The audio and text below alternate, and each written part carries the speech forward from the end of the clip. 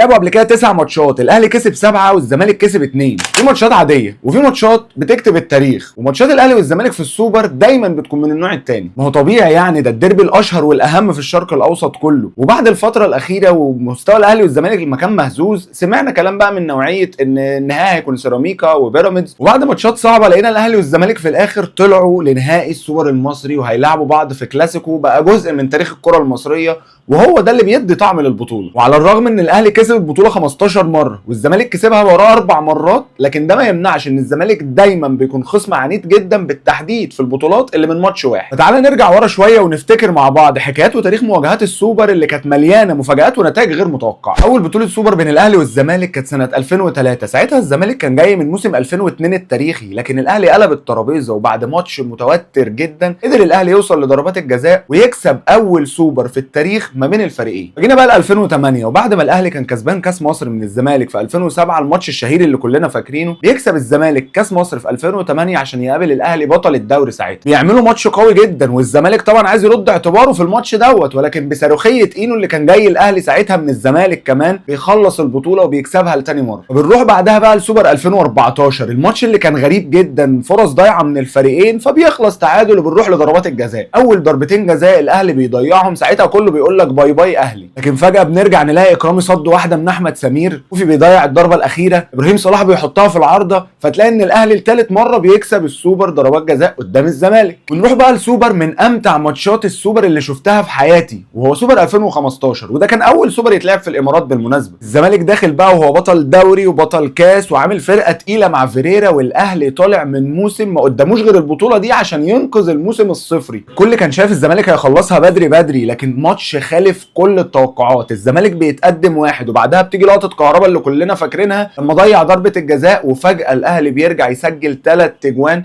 2 منهم لعبد الله السعيد ضربات جزاء، كان صاحي من النوم يشوط ضربات جزاء كل هدوء وكل برود اعصاب، بيحط ضربتين جزاء، وبيجي بعدها مؤمن زكريا يسجل الجون الثالث، يعني ربنا يشفيه يا رب، بيسجل الجون الثالث. بعد كده الزمالك بيسجل جون كمان وبيخلص الماتش 3-2، وبيكسب الاهلي البطوله الرابعه على التوالي قدام الزمالك في السوبر. بعدها بقى ماتش 2017، وده كان ماتش معقرب وغريب، وكان الاداء كمان من الفرقتين قليل قوي، كان بعد بطوله افريقيا لو تفتكروا. الزمالك هنا بقى خد بالصقر في الامارات، وبعد ما الماتش خلص تعادل بعد فرصه اجايل غريبه اللي ضاعت في الدقيقه 88